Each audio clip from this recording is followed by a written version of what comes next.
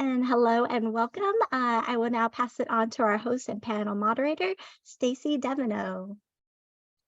Thank you so much, Melissa. Well, I am going to start by introducing our amazing panelists for tonight on starting your startup. And I really want you to pay attention to some of the wonderful women here before you today, as they have been from the very beginning through to even now some mature organizations, as well as worked on developing startups. They've also worked in the community, building up organizations like the one here tonight. So without further ado, I'd like to start with Esther Bobbin. Esther oversees Rho Impact's operational success and leads the charge, developing strategies and procedures that support the functional scaling of the organization. With over 15 years of experience that cross-cuts international management consulting, enterprise systems integration, and natural language processing AI. She is also committed to the agricultural industry social justice reform and has led the charge as the executive director of a global nonprofit, United by Chocolate. Little round of applause for Esther today. Thank you. And next is Haley Demos. Haley is a driven entrepreneur and developer based right here in Dallas. She has a passion for innovation and technology and has made a name for herself in the business world as a visionary leader and active creator in software development. As a serial entrepreneur, contributor, Haley has been at the forefront of creating cutting-edge solutions for businesses of all sizes.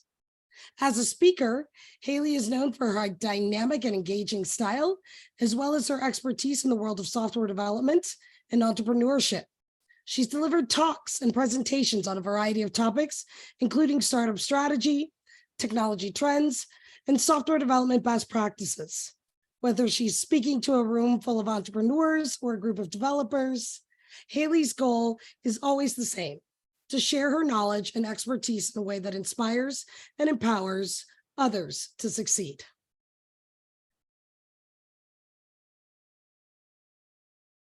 And now, Megan Groves. Megan Groves is a repeat startup founder with 2 successful exits and has a deep history of launching new technologies, both as a fractional CMO for dozens of venture-backed companies and as an active advisor and angel investor. She is currently building her 4th company, Population, to make it easy for businesses to future-proof their physical spaces and create healthier indoor environments through an emerging technology that automatically reduces the risk of viruses and bacteria and provides meaningful data to the business operator. She's won an IoT Smart Cities Award from the Plug and Play Tech Center, as well as a Women's Stevie Award for Best New Product, and has been published in tech journals like Forbes and GeekWire. And without further ado, finally, Rose Johnson. Rose is a serial entrepreneur with 5 diverse startups to her credit and 3 exits in her 30-plus year career. She has a wide range of business experience covering esports technology, energy, education, and food service. She's currently the co-founder and CTO of Exposure Incorporated, an innovative esports technology company that is transforming the learning experience. Rose is the creative architect behind the development of a revolutionary learning experience platform that is immersive, gamified, and industry disrupting. She is committed to revolutionizing the way education and learning experiences are delivered to our global student population. Wow. Are all of you here? Are all of you here tonight? Sounds a little amazing with the folks that we have. And I can't wait to get started. So I guess kind of the first thing here,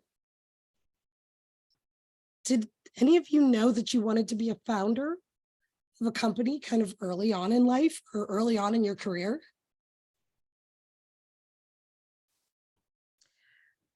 So I'll start. I did. I knew early on that I wanted to be an entrepreneur. And the proof that I wanted to is that I've actually never gotten a W-2 ever. I've never been an employee. I started off from the very beginning knowing that I wanted to start my own company.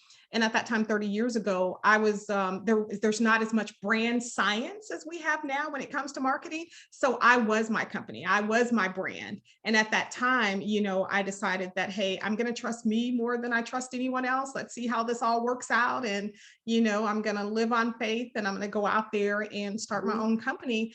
And as I've been blessed because I was able to do it for 30, plus years, enjoy, something that I really actually enjoy doing. And I got it right the first time. So I really am very blessed that actually happened. But I knew early on that I wanted to be an entrepreneur.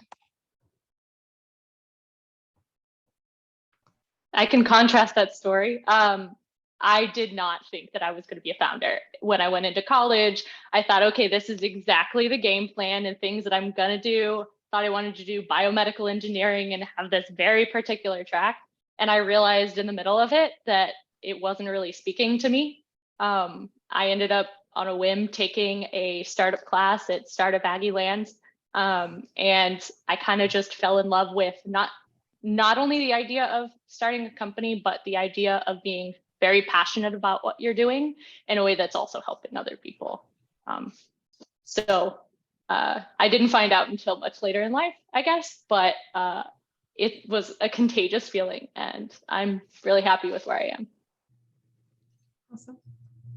Lovely. I'll follow on. And thanks, Stacy, for the introduction. And thanks, everyone, for joining. It's really lovely to be here. So I guess if I look back, there were early signs of being an entrepreneur. And I guess, probably in my earliest childhood days, picking daffodils from, the field behind the cul-de-sac and then reselling those to my neighbors for a nickel a bunch. I think that was a pretty early indicator of that spirit. And actually, I came from quite a long lineage of entrepreneurs in various businesses. And so I think this notion of working for oneself was already kind of ingrained. But certainly when I was doing my MBA, I sort of knew that there was, two different paths for me. And one was to help be a facilitator in the growth of other people's companies.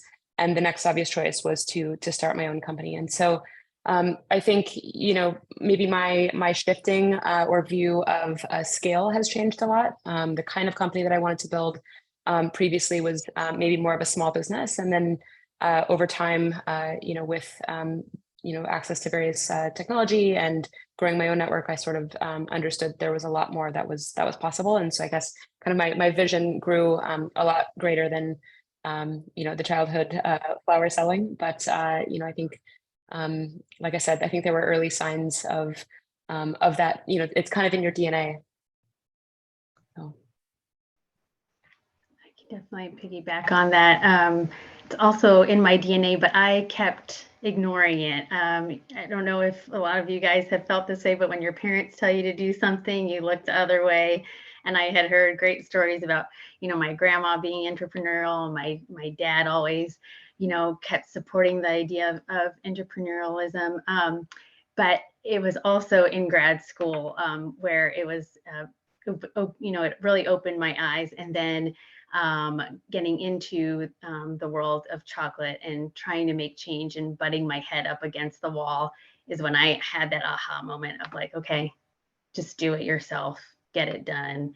And that was the pivot for me into actually being an actionable entrepreneur.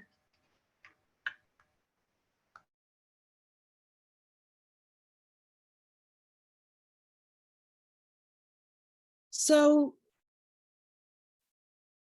what was the first company that you founded, or what do you consider the first company that you founded? I mean, Megan's over here being the daffodil salesman. But what do you consider your first your first company, and why?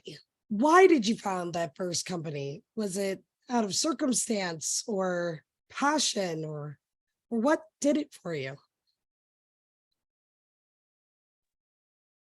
I'll respond to that. So I think, in what I would consider to be my first company, it was something that I started when I was 23, and it was sort of born out of a need, a necessity, which I think is the case for a lot of companies that get started. It's typical that the founder has a real connection with the problem that they're trying to solve. And for me, it was very personal. I actually spent 7 years of my life quite ill. And as part of my kind of recovery journey, I'd gone down the rabbit hole and was really, really interested in natural medicine, was interested in nutrition, herbs, a variety of alternative medicine paths. And I thought at first that that kind of the next step was for me to become a doctor.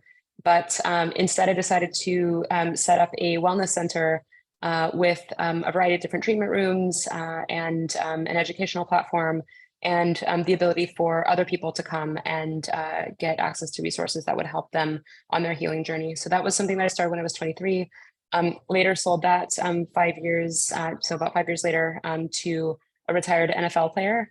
And that was sort of, I guess, my first experience learning how to create something of transferable value. So I think, just to go back to what I said at the beginning, I think, oftentimes, the right businesses to build are businesses that, you feel really kind of personally connected to, committed to. And, sometimes it happens by accident or by default of just getting really, really deep into to the problem space. And other times, maybe it's a little bit more of a conscious choice or a rational decision, and or something that people meet other founders and decide that they want to work on a problem together, join forces and co-solve. But for me, it was very personal and very much stemmed out of kind of my own health struggles and then improvement. So thanks.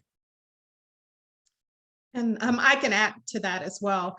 So for me, it stemmed from me being a technology junkie. After college, and I'm going to age myself when I say this, after college, I moved back to Dallas and I started working for a company called PageNet. And I'd actually gone there as a consultant to help them with their back-end office systems, with their journaling, accounting, and other things. And then at that time, the only pager they had was like the one-way pager.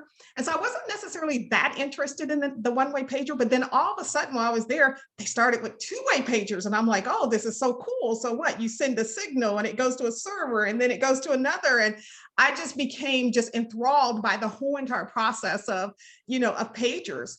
And so then I worked there. And then after, eventually that was going to be kind of a dying breed at some point. There's only so much you can do with a two-way pager.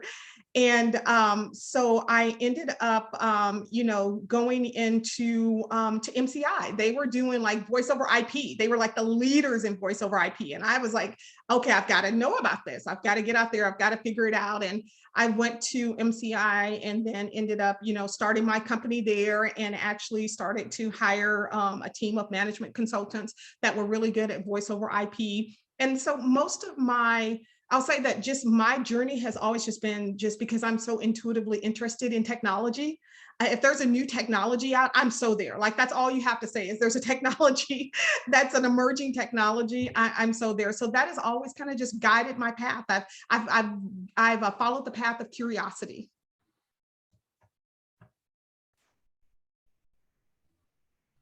I love that.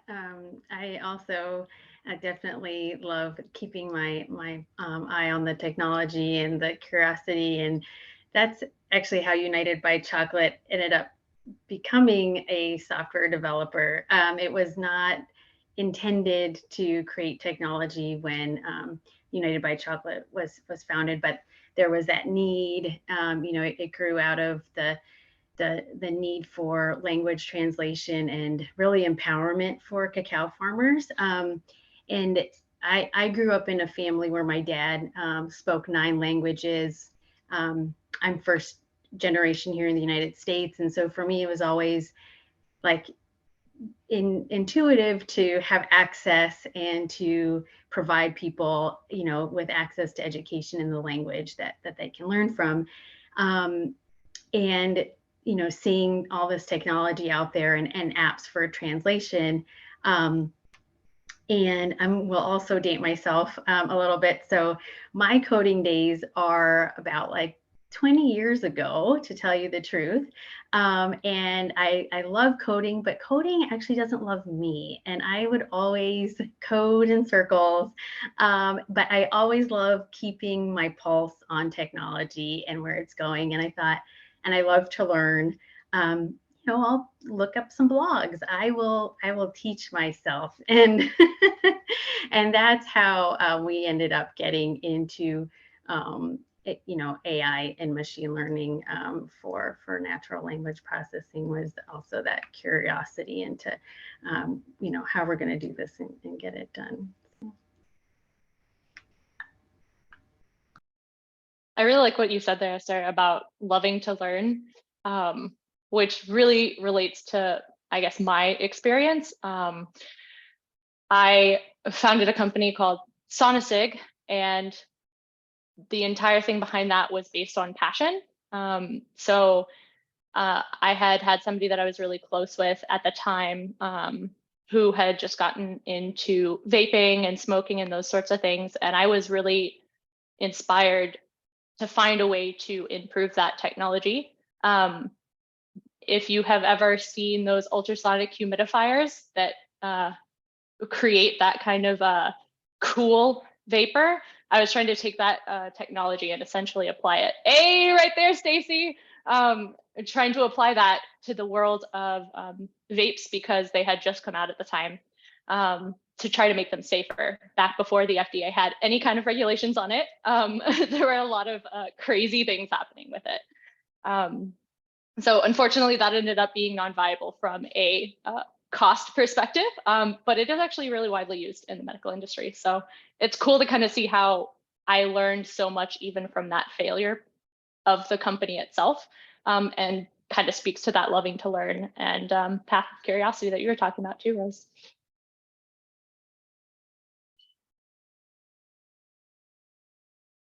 So I'm curious, were you ever part of a startup before you founded your startup, or was it just, I'm jumping, heels in right into it?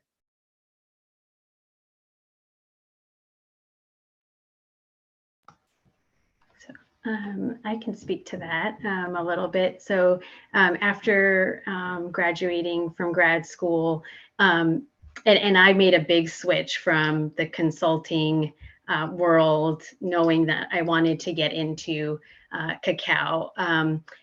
And so I was very new to that industry, and started working for a Hot Cakes, which is a wonderful chocolate and bakery company in Seattle. And then they actually then suggested that I help another entrepreneur with their startup in the chocolate world. And so both of those experiences working with founders was very eye-opening to me, and seeing them through their struggles, but like put one foot in front of the other, and seeing to Rose's point, like the back end of operations of a company and what that takes to like drive that mission, and like having that veil kind of pulled open was very eye-opening to me.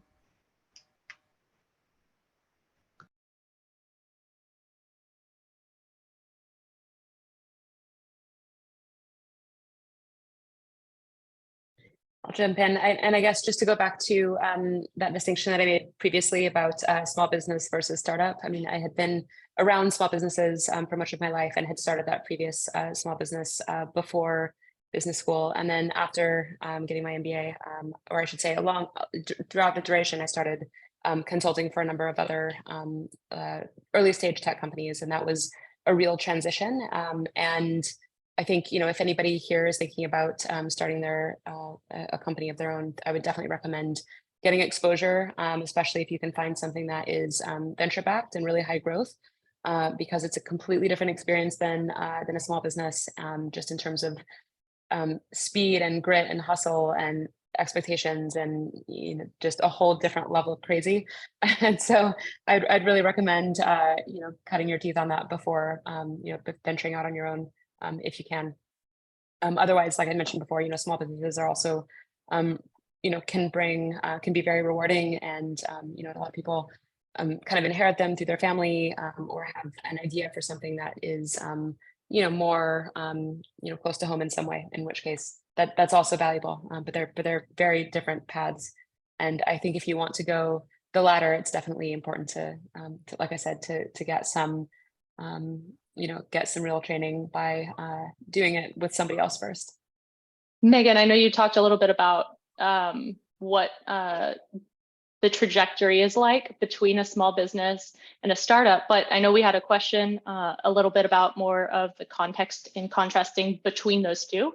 Do you think you or anybody else could speak a little bit more about that context and setting the stage for some people who may not be quite as familiar about that? Sure. Yeah, absolutely. So I think actually it's Y Combinator that defines the difference as exponential growth. And that I think is a pretty good, blanket statement. Oftentimes small businesses are looking to sustain their family, or are looking to, like I said, solve a certain problem that may be like near and dear to their heart. And it can be, let's say fall into more of the quote unquote lifestyle category. A startup typically is something that's venture backed or venture backable. And is seeking to achieve exponential growth, exponential scale, exponential impact, and that's often through tech, and it's also often through capital and through resources. And so, there's kind of a whole, let's say, cult of belief around what a startup is and how to do one, and can go very, very deep on that topic, of course. But I think at the most kind of rudimentary or superficial level, that's probably the distinction. So, much greater risk in many cases, and much greater scale, and, no value judgment about, which of the two is better. Just, kind of depends on which sort of adventure you're up for. So I'm sure other people have views on that definition as well. I'd love to hear. That was a really good, very good definition. So I will say that, thinking about like a small business versus a startup, it is exactly, I have the same thought. Like, when I was actually, had a management consulting company, that was a small business to me. And I didn't really get into the startup world until my next adventure, after working in the, working with MCI and working in telecom. I ended up starting to, work with a company that was in the utilities industry. And for any of you guys that don't really know much about it, that, energy is extremely complex. And it was at that time, it was very dynamic. And so they were starting to install smart meters, and every utility in every place was starting to install these smart meters. Once again, I got trapped by there's an actual signal that goes from the meter that comes back to, there's a way to capitalize on this. And so I actually started, I created a product through the back end that allows us to do like this really complex testing of these meters. And so I ended up starting to work with a company that I prototyped it in Manila. And that company ended up buying the software directly, from me after a number of years. And then ultimately they sold it to Oracle. So kind of probably should have stayed a little bit longer than what I did. But it was very, it was very enjoyable for me, because it was that opportunity to go into an industry that was changing drastically. It was really reinventing itself, and just the way that we consume, their product and in the industry. And I came in and I found that little, that nice little niche, that I could go through and I could actually help and I could build technology around. And so for me, I did that probably for a good 15 years. And it just became, I was able to scale it. I was able to grow the business. I worked with some of the largest utility companies, Con Edison, PG&E, others implementing using this tool. So it was very desirable, for me to be in a space that was just changing so much and that had such a need for technology to get to the next level. So.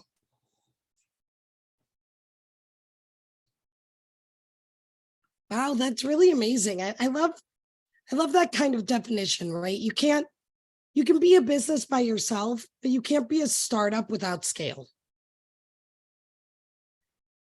And so as part of that, how have you secured funding, either in this current iteration of the startup that you're currently in, or in prior?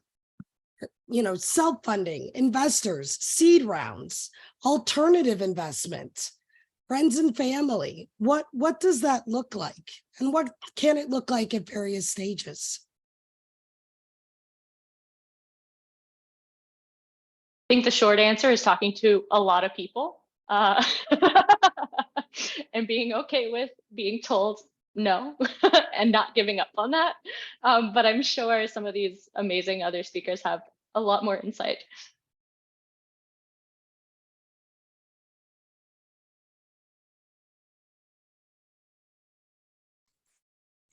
So my current startup is Exposure. It is an ed tech company that specializes in esports and digital careers of the future.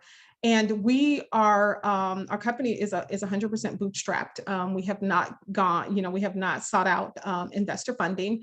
It's been bootstrapped from day one. And a big part of why we've haven't had the need to go the VC route is because we actually spent quite a bit of time developing our intellectual property. Like, we were able to develop the intellectual property, able to get our patent done on it. And then for us, there was a lull in what we were doing because like I said, I'm really attracted to these emerging industries.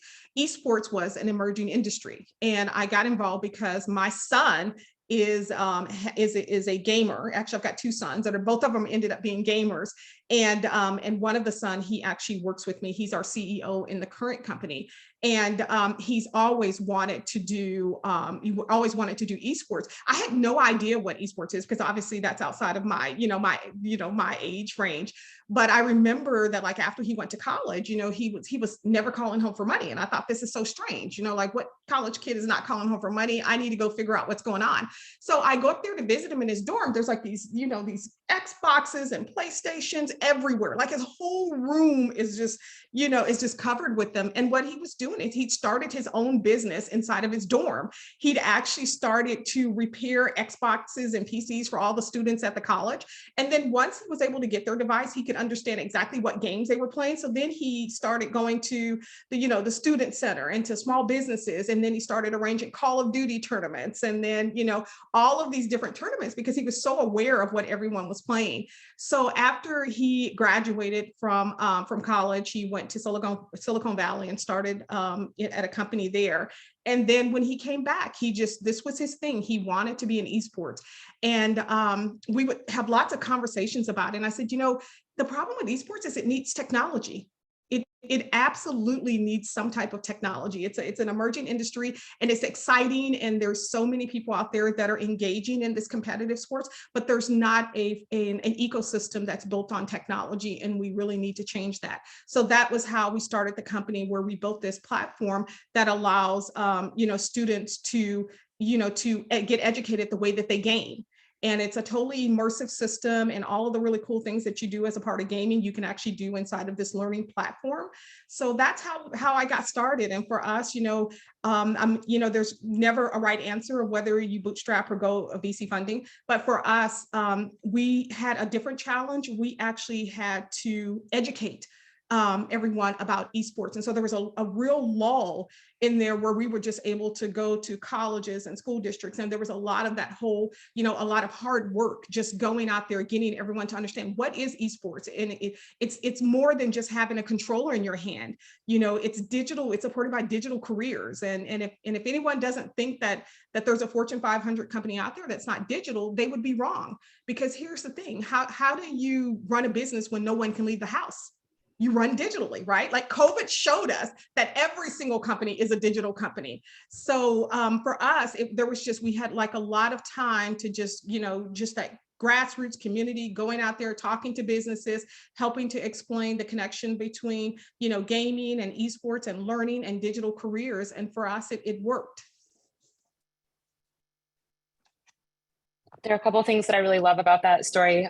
One is the motivation to bootstrap, and two is the hustling on the side until you kind of find your North Star. Both of those are phenomenal examples.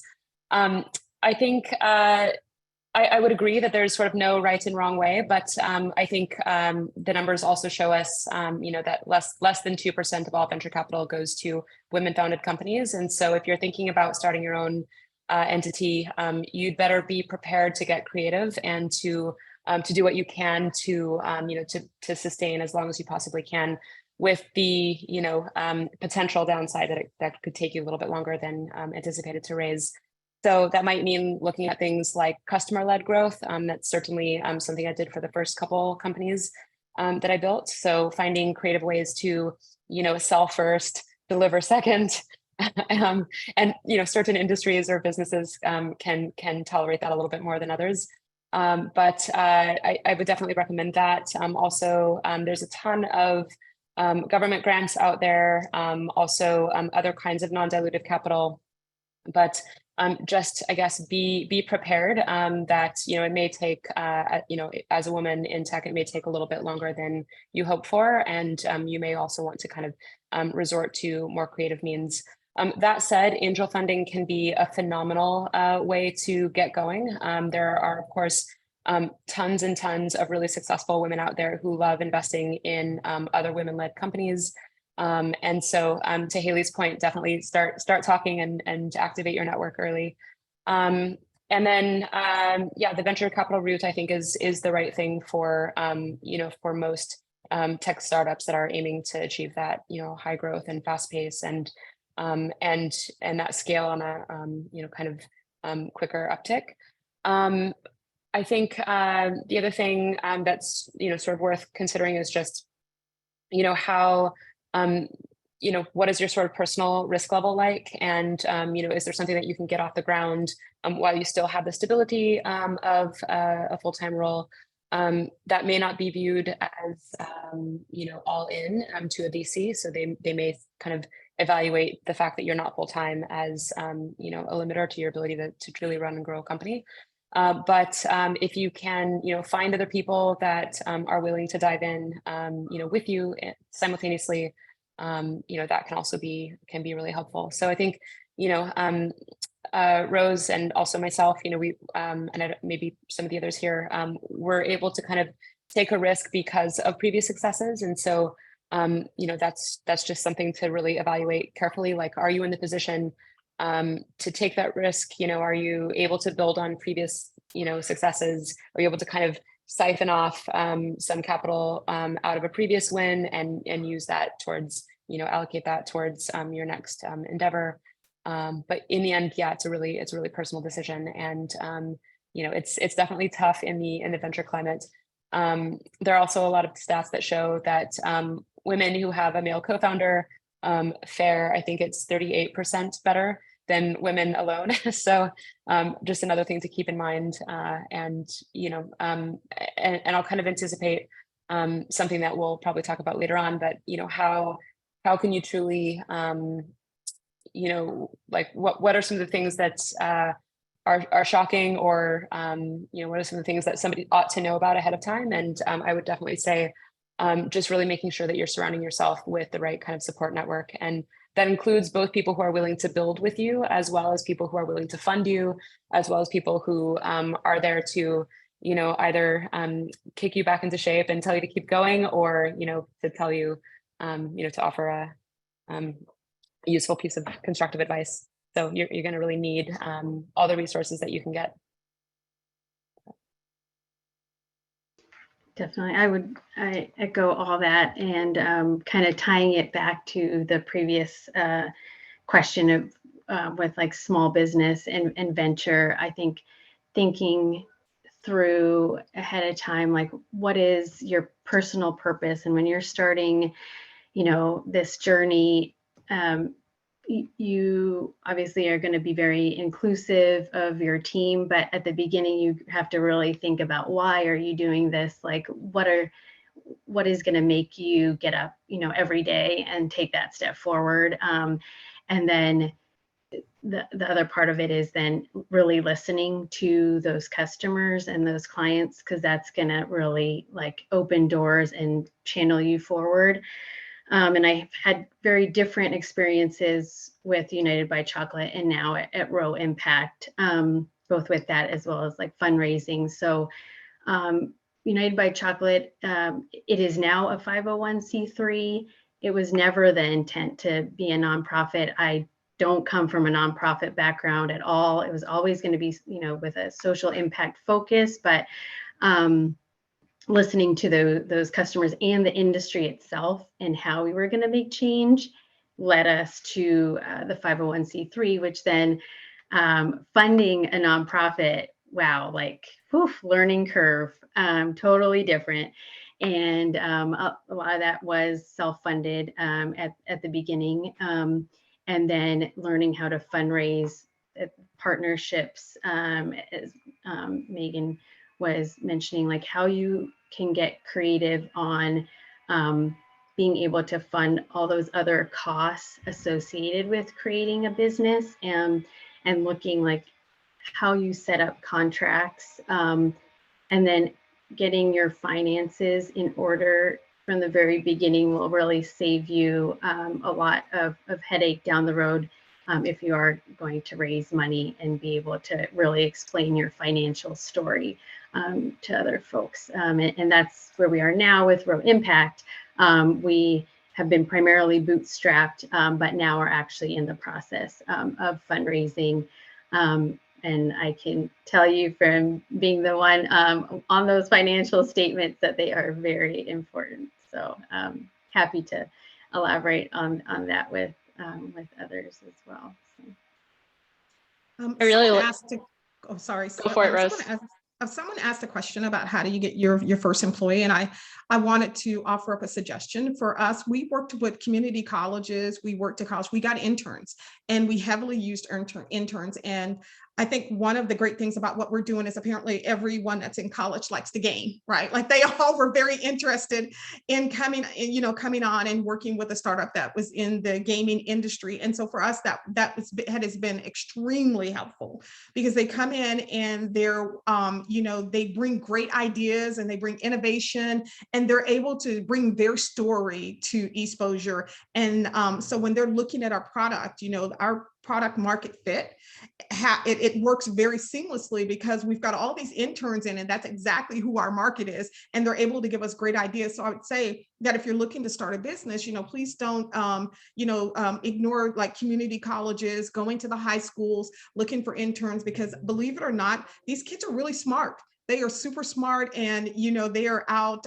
They're tech savvy. They're willing to to embrace a new concept. They're willing to they don't have that fear, right? And so they are extremely valuable. So I would suggest that if you're looking for your first employee, and especially if you're bootstrapped and you may not have the funds to hire a full-time, really think about interns and think about college students and high school students and how they can help your business. Rose, that's really creative with how you kind of established that with creative sources for where you're finding your first employee. I mean, you talked about product market fit, and if y'all aren't familiar with those terms, I highly recommend going and looking up what the product market fit is. I mean, I know we've had some other questions about what do you think about incubators and accelerators. I went through accelerators myself, and I thought they were the most useful and beneficial thing for me, especially at that time, because I came with an engineering background saying, oh, I have this great idea that everybody's going to want. And I didn't understand at the time that not everybody just wants an idea. How do I actually figure out what the need is? How do I take that single idea and truly make a business plan around it? Because it even ties back to our conversations about investors. How do you get capital? How do you get funding? Something may be a really cool idea, but if you take the time to sit down, whether it's in an incubator or not, to create a basic business plan, it'll help you in so many areas of your business as you grow it. Where are you going to get that funding? And it doesn't have to remain the same, but it gives you a really good foundation of where you're going to go for these kinds of things.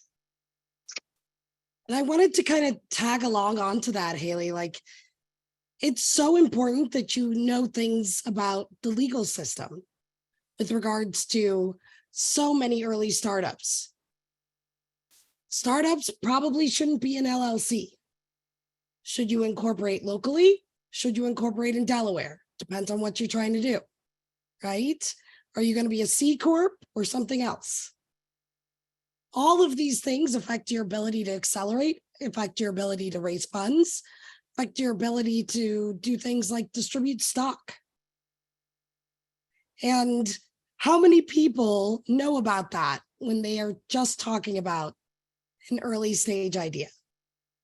So when Bhavya asked, how do we start?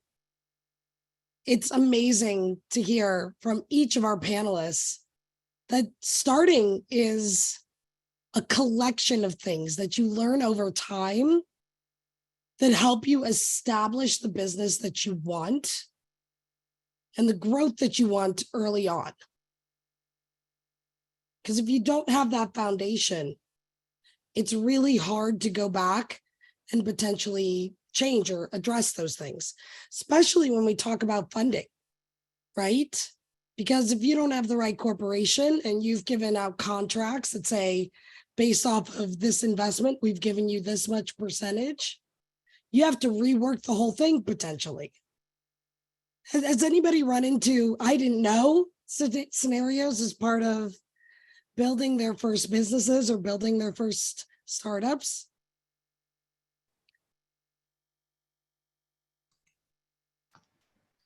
Yes. So 100%. I didn't, but we, our business actually had to pivot. We actually started during COVID. And so it's a great story about how you can set out to do one thing, and then all of a sudden something happens that, just turns your world upside down. So I would say that actually having a business plan, including that business plan, some of the other things that you think that your product can be used for, because you never know when you're going to have to pivot, right?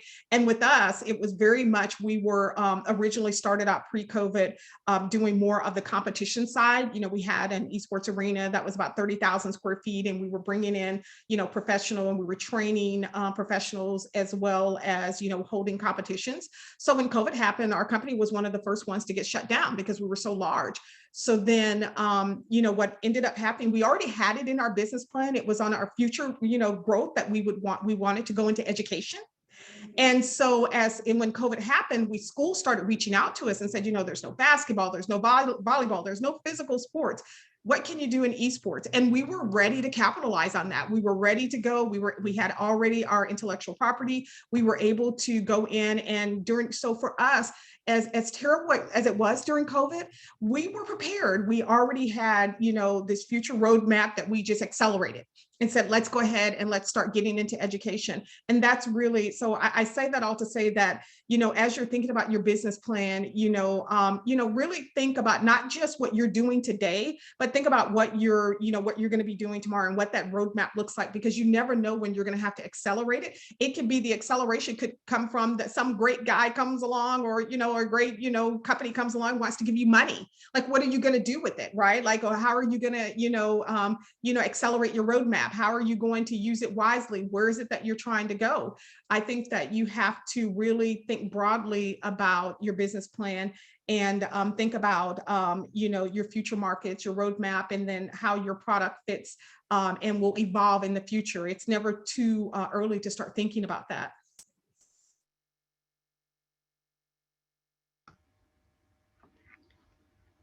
I'm definitely one that has, not known what to do, especially with the nonprofit example there, where that was, completely new to me. I will say is your best friend. Use it, get on the phone with people, as Megan said, like surround yourself with folks that can help support you. There are some great people at the IRS. I have been on the phone across the board. It might take a while to get a hold of somebody, but people will help you out.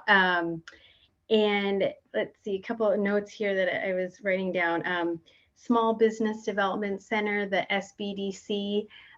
There are locations in every state with mentors, people that donate their time. It's completely free. There's great classes online. And one of the silver linings with COVID is that a lot has been put online. And so you have access to a lot more information and mentors now that are free and more accessible. Y Combinator, Megan had mentioned, their program, during COVID also expanded. They have a great online program that is available to everybody and wonderful videos. That's something that I used for myself to keep myself accountable when I was a team of one at United by Chocolate, and gives you great like check-ins and even weekly meetups with other founders. A great resource there for also finding co-founders, and you can do like matching dates through that platform. Yeah, I'll stop talking. But those are a couple of the ideas I wrote down there. Those are amazing concrete resources, and I've literally never heard any recommendation to call the IRS. I'm impressed. You've got a lot more tenacity than I do there. I was just going to say, mistakes always, but the goal would be to, try to minimize the gravity or the impact of those mistakes. It's like you can never see around the corner, of course, building a company, but, you can only sort of, I think, and I like to say that the way that you learn to become a founder or a CEO is by becoming a founder or a CEO, right? There's no playbook to follow, but in the spirit of trying to minimize those risks or minimize the impact of your mistakes, it's incredibly helpful to surround yourself with a lot of mentors. I usually like to formalize mentors and have people that are, early equity holders in the company, and that can sort of align their, what they bring to the table with the company's interests. And I look for people who know more than me about something, or who are better than me about something, or who've done something similar or the same as what I'm trying to do. And so I do lean on them a lot. And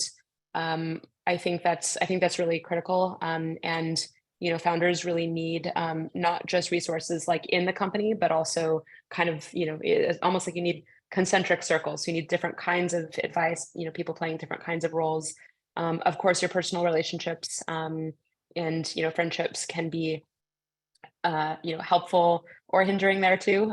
And so I think, mistakes are inevitable, and it's really, making sure that you've got the right people to help you, kind of correct your mindset and coach you, out of tough challenges. That's what I would say.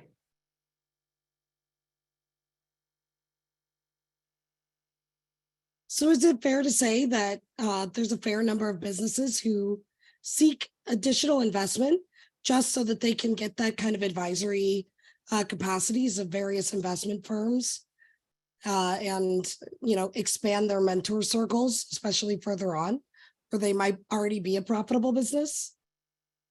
I'll jump in. I think companies really ought to, in the early days, look for value add venture capitalists if that's the path that they choose to go down. So a lot of VCs, in theory, do know something about scaling that kind of company, or do already have connections that are going to be helpful to that company, or later when they take a board seat, presumably they're also people that really understand what the company is trying to achieve and can be a source of advice and coaching there too.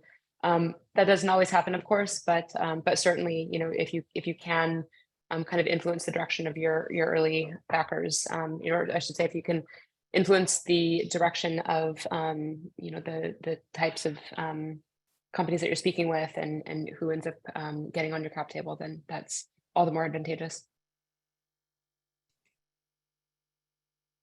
So someone in the chat had an interesting question about how do you trust others with your vision? And how do you trust? And I don't have an answer to it, but I'm wondering if anyone else does. I mean, I think that maybe the context that they meant is like if you're actually doing pitches, you know, are you afraid of someone actually taking your idea and, you know, moving along with your idea without you? I don't know how often that happens, but if anybody has an answer on, you know, to that question about trusting, I'd like to hear the answer as well. Yeah, I can speak to that. That's actually something that I encountered a lot, especially in my early days at Start Baggyland. We actually got coached on those things, saying like a lot of people with great ideas are really afraid to act on those great ideas because they're afraid to share with others. You can go down the route. I know, Gail, you mentioned having them sign an NDA or a non-compete. I think those are really good in very particular instances, but most of the time, I think it's not just an idea that becomes successful. It's the group of people with that idea that make it truly successful. So getting your ideas out there helps you not only communicate that, maybe find people that align with you, and also maybe iterate or pivot on that idea to make it even more profitable. I'd say that most people aren't going to actually take your idea and run with it because it takes a lot of work to make that idea become a reality. And that's something I didn't fully understand until I also went through the accelerator and was like, wow, this is actually a lot of work.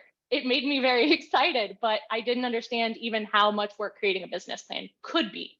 That being said, I think it's really important that you do choose something that you're interested in and create the networks like each one of these amazing panelists have said, because it's the network of people that you surround yourself that when you have doubts about it, or when you're maybe not sure what direction to go, that you do kind of like have that support network built out so that you can continue forward.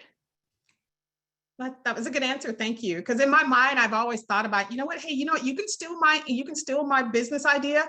And when it becomes successful, can you give it back to me? I'm happy with that. If you're willing to do all the really hard work, and then as soon as it's successful, I'll take it back. It's easy. Right? Yeah. That reminds me, Rose, I've done a number of contracts for startups and early stage funded companies to actually build out their product. Do I currently go out and try and sell a product similar to the kind of initial prototypes I built for them? No, ma'am. Because it's more than just the product. It's the business that surrounds it. It's the people involved. If you are so worried about somebody taking your idea, maybe you're not the right person for that idea.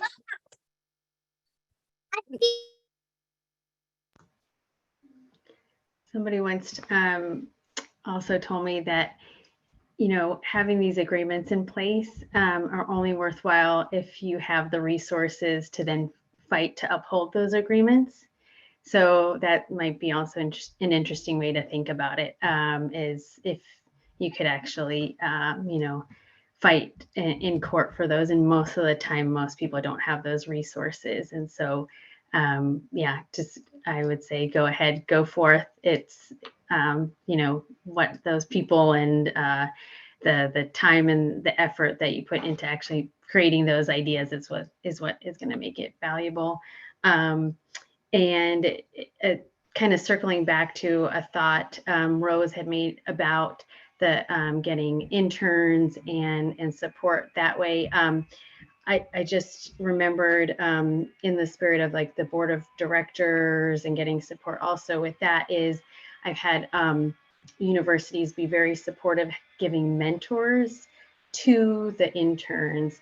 And then that has been a funnel to then getting board of advisors to our organization. And so kind of being able to see like your funnel to advisors, I found to be very helpful in the long term.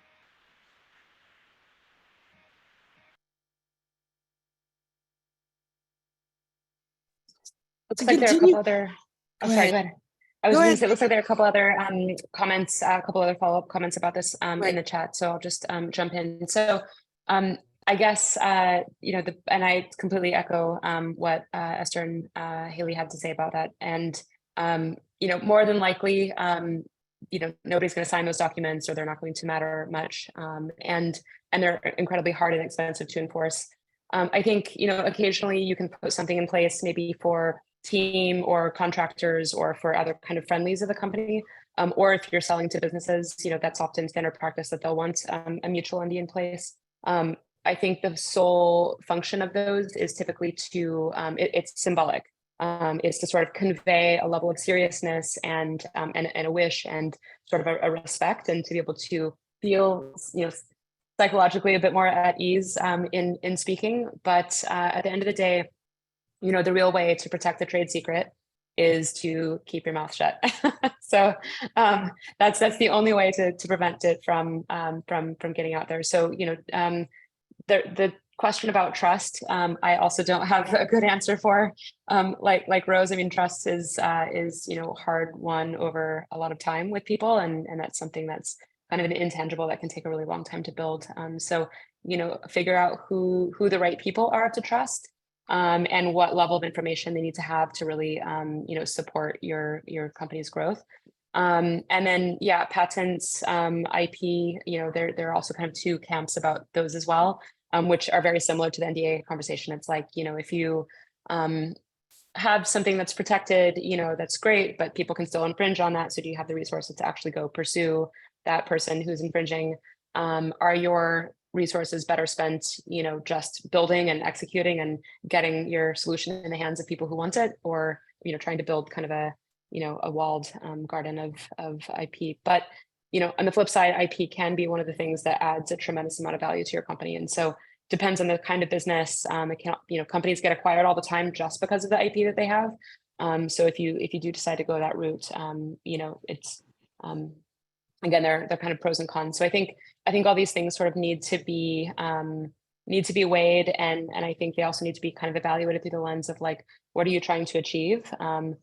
So who needs to have what level of information, and then be mindful about who you tell what to, and that can be, that doesn't have to be at odds with this broader, like, enrolling people in your vision and having lots of kind of viewers or co-supporters in what you're building. But you might not, if it's really truly that that kind of I don't know, covert and critical to your company, then it's probably best to just to not talk about it. And by the way, most VCs will not sign an NDA. So you kind of have to get comfortable, like, considering what level of information you'll share with them, knowing that it may get back to some of their portfolio companies who you might actually be competing against. And that's just the judgment call. It can be really hard to navigate. I wanted to talk about trust from a different perspective. If you choose to take on a co-founder, there should be a great deal of trust between you and your co-founder, and not just for the day-to-day, running of the business, ideation, and those other things. If you decide to go for, funding, people will interrogate that relationship. They're going to look and make sure that you guys have a good working relationship. There's a great deal of trust there, because nobody wants to invest in a company that's getting ready, where the two people are divorcing, they're getting ready to have a business divorce in 6 months, right? So people, investors can pick up on that. So I say choose your co-founder, carefully, and make sure that there's a great deal of trust, and then protect that trust, because you're going to have, highs and lows and ebbs and flows. Always protect that trust, because your visions are so aligned. So you have to trust that their vision is the same vision that you have. And I say choose your co-founder carefully, and that's going to be the most important trust relationship you have. Speaking real quickly on the choosing a co-founder, Rose, I think you brought us some absolutely phenomenal points there. A story I've heard time and time again is that people go into doing a startup and don't really, iron out what those rules are and truly put it down on paper as well. So I'm an advocate for saying that there should be an immense amount of trust that you have in a co-founder, but also don't be afraid to write those down. That should not damage the relationship. And if it does, maybe take a second look at that relationship and why those things are happening. Because there are some really sad stories about startups actually failing because there was challenges with those co-founders and not having those written out or agreed, and they end up fighting instead of trying to pursue that passion and that original goal that they had together.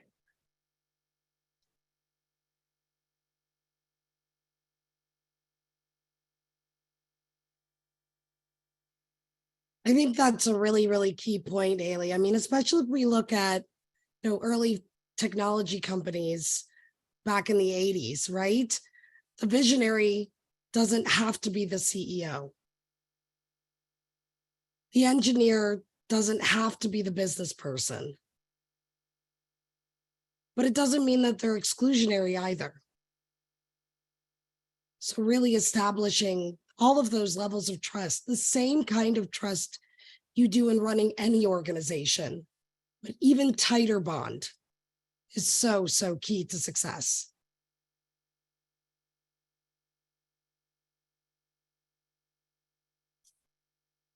So any further comments on this particular area in terms of co-founders? I know Megan seemed to have something to say earlier. I was just concurring with Rose's view on trust building and how important it is to find the right people, and agreed that VCs will definitely look at your history with that person and look at your dynamic as a really, really critical ingredient. Yeah. So let's assume that you have your co-founders, you have an idea of your business, you've really already made the right steps in terms of that initial investment. What does it look like to make the actual leap?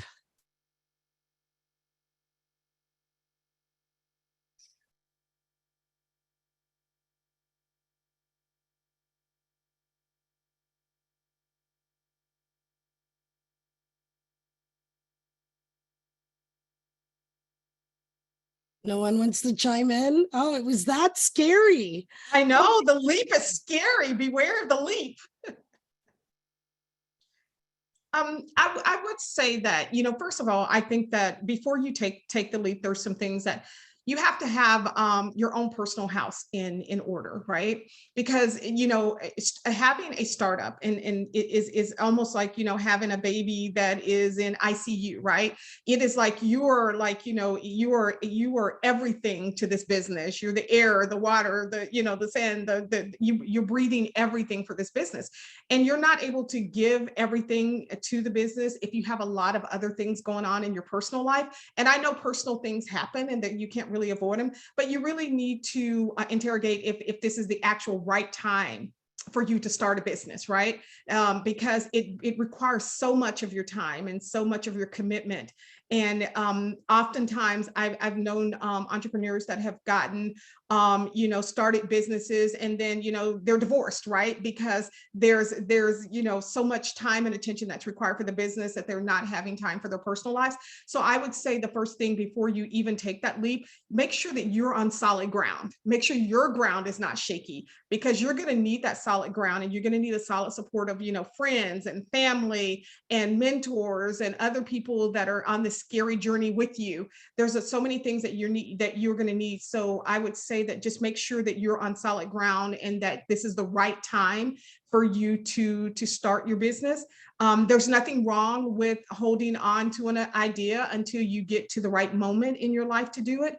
But there is something really wrong when you start a business and you've got, a lot of things that actually, interfere with your ability to carry that business forward, right? Because this business is in ICU. If you're not carrying it forward, it's not going forward. So just make sure that you're on really solid ground, and then it's a right time for you to take that leap.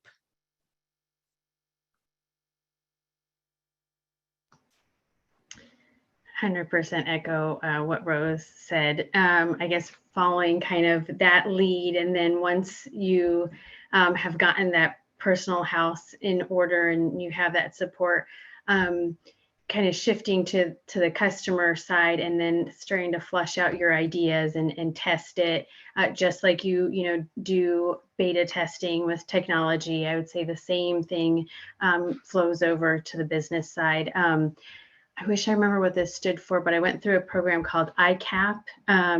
It's a government run program, and they really emphasize customer interviews. And that was super eye-opening for me. And like, you have to really be in there with your customers and really understanding and like peeling back the layers. And I think giving yourself that time to peel back the layers of those ideas will be very fruitful, and you yourself will also feel even more empowered to then keep taking those steps like forward.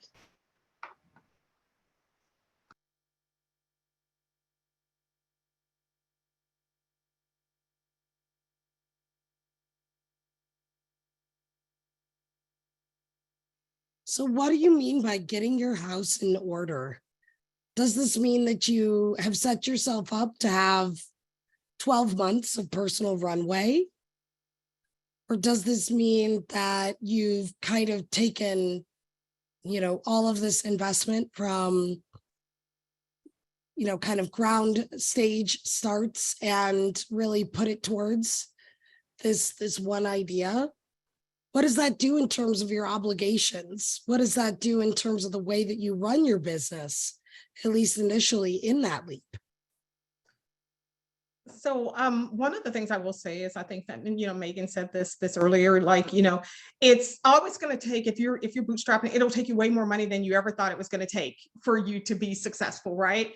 And so you've got to be in for the long haul. You've got to have you've got to have a plan in place in case this does take a lot longer than you expect, because we all start businesses, and it would be great if we started a business and then all of a sudden we had customers that were just lining up, to take advantage of our product. But oftentimes it does not work that way. There's usually a long runway. And I want to dive into the runway a little bit, because as you're going through this process of building your business, there are a lot of days where you're going to have self-doubt. There's going to be a lot of days where you feel like that you're not being seen, your product is not being seen. There's going to be a lot of days where you're going to say, I wish I hadn't gone down this route, or I wish I had waited, or who knew I'd get pregnant, or, oh, my husband's job, transferred, and now we've got to. So I'm saying that those things you can't always see into the future, but you can certainly, make sure that, you're in, that you're mitigating some of those things to begin with. And part of mitigation, I hate to say it, is oftentimes it comes down with being, financial resources. That takes a lot of the stress and allows you to weather some of the storms. And if you're starting a business and you're, bootstrapping is very hard. It's not an easy thing to do. But on the other hand, getting VC capital is not easy either, right? Because VCs, they love their money, and they want a return on their investment, and they want to know that they're going to get a return on their investment. And just as much as you love the money that you're putting into a business, and you're hoping that business will give you a return on your investment. So I would just say that it's, there's going to be some days where your vision is not going to be so clear to you. And I think in those days, when I say getting your house in order, that having someone that you can go talk to, having someone that's going to support you, somebody that has gone down, has taken this journey, is going to be the difference between, you having a really bad day and getting up that next morning and saying, you know what, I can conquer anything.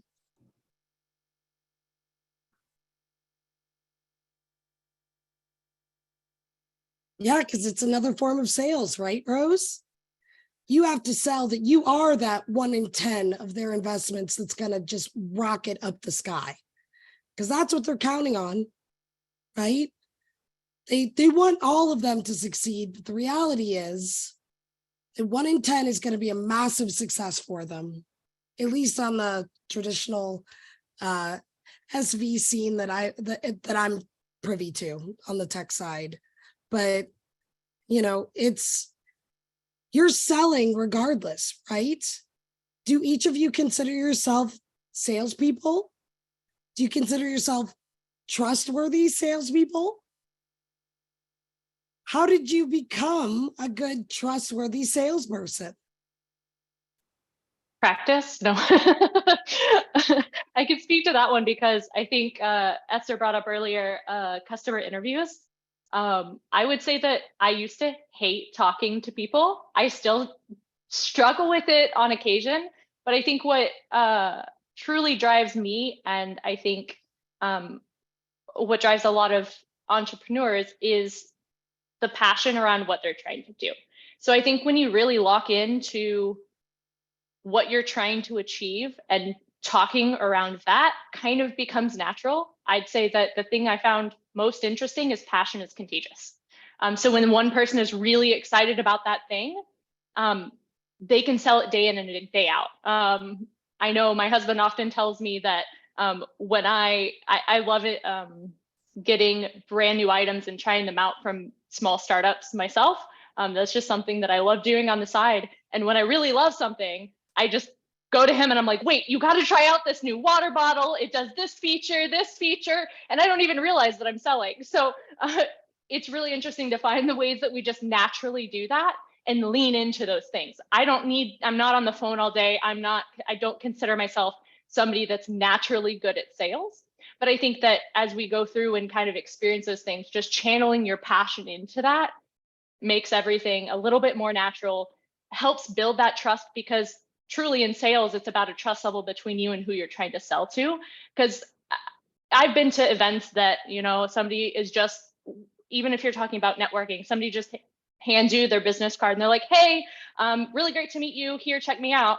But it's truly the people that take the time to understand why I'm there that I remember for years later, and I end up grabbing coffee and reaching out to. So it's how are you connecting with those people, and how are you really connecting with communicating your passion to others?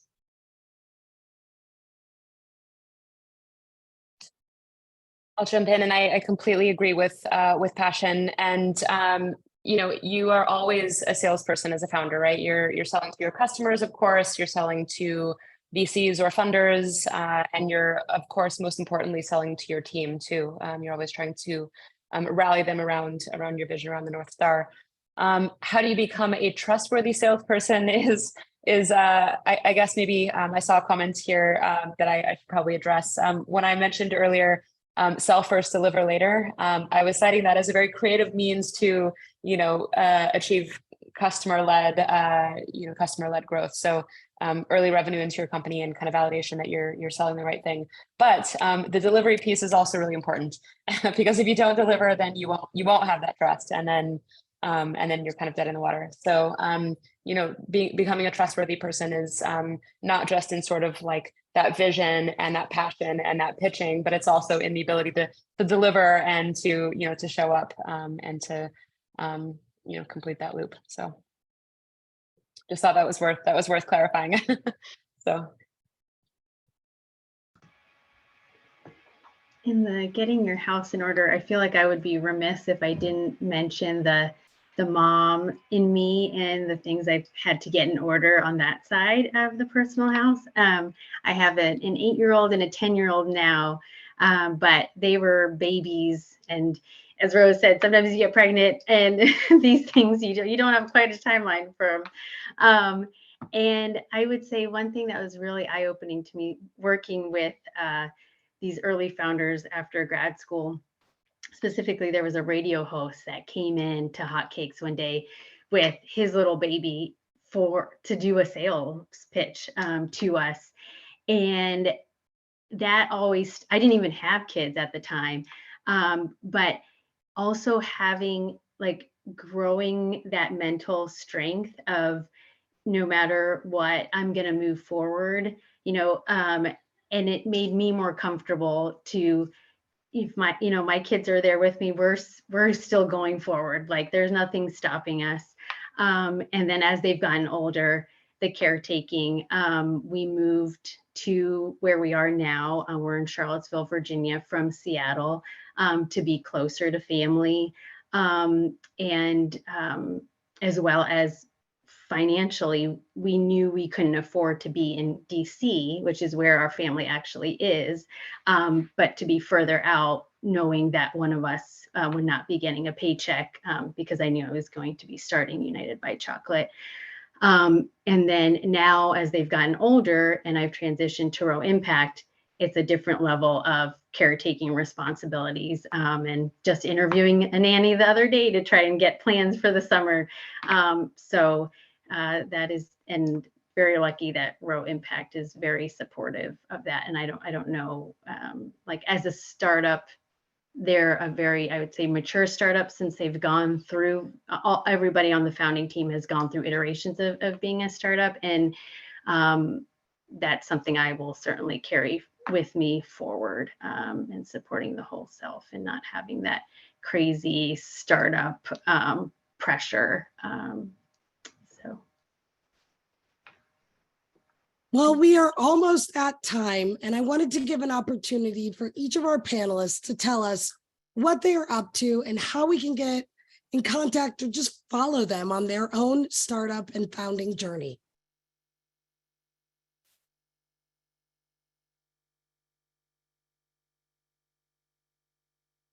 Let's all jump in together. No, I'll go really quick. So I am currently in between startups, but one of the ways that I've learned how to remain relevant is actually by working at other startups. It gives you an opportunity to learn how the ecosystem is different in different environments. It gives you access to kind of play around with different ideas, understand how different companies in different environments are built, and even access to future investors or future employees. But if y'all want to follow me on LinkedIn, that's where I'm most active. You can just search me by my name. Thank you so much, Melissa, for dropping that in the chat. This is so awesome. Y'all are on it tonight. Really appreciate it.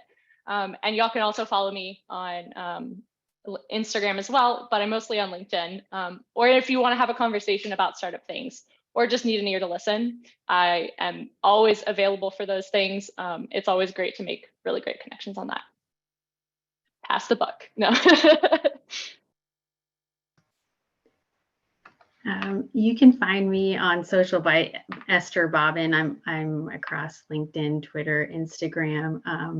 And I haven't been that active since it has been a little busy on the startup side of the house, but please feel free to reach out. I will respond to messages. So happy to answer any like follow-up questions there. Thank you for Women Who Code for organizing this. This has been fantastic. Agreed. Thank you very much. And same, LinkedIn is a fine place to connect. And, you know, we have our company page there as well. And definitely keep in touch.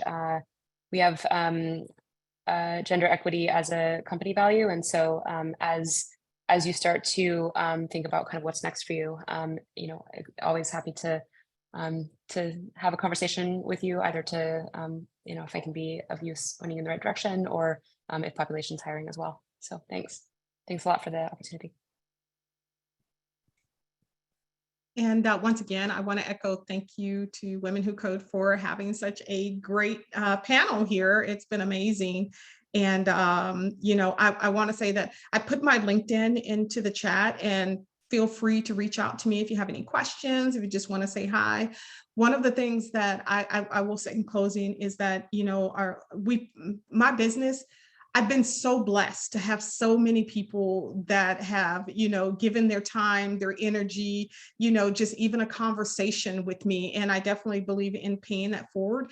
And I'm not sure about other, you know, parts of the country, but one of the things that I love about living in Texas is that it is very advice friendly. You will always find someone that's willing to listen to what you're saying, to listen to your dream and opine on your dream, and will give you that advice. So I would say, you know, my mom used to always say, a closed mouth can't get fed. Always ask for what you want and be very bold in your requests. If there's a mentor that you want to, that you believe can help you get to the you know, to where you're trying to go, don't be afraid to reach out to them on LinkedIn and introduce yourself and say, listen, you know, I would love if you would consider, you know, mentoring me, and, you know, and and any time that you can give to me, I would certainly appreciate it. I mean, be bold in your requests, you know, don't, you know, always know that what you're doing is valuable and someone else will come along. There's so many people that are willing to help you. and you just have to ask. So I encourage you to keep continuing to build that network, because it will grow and you will get support. You will not be alone in this endeavor.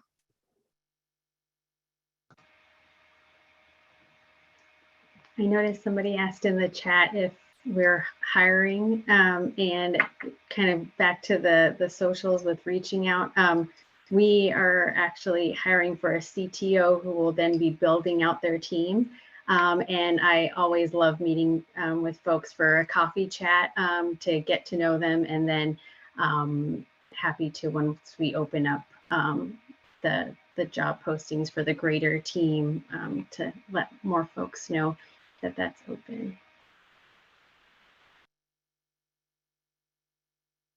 And just so people know, there are so many great resources out there in terms of consultancies for small businesses and startups, as well as legal firms that will have specialty rates specifically around advice and filings, especially for startups and small businesses, and also pro bono services for nonprofits that really are, just such a resource that it's amazing what your community can do to support you in your growth journeys.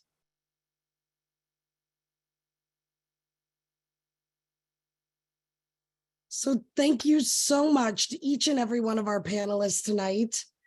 And I couldn't imagine a better group of empowered women empowering the next generation of businesses right here, right now.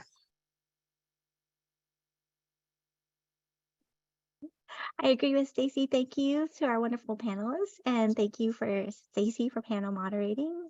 I'm going to stop the recording right now.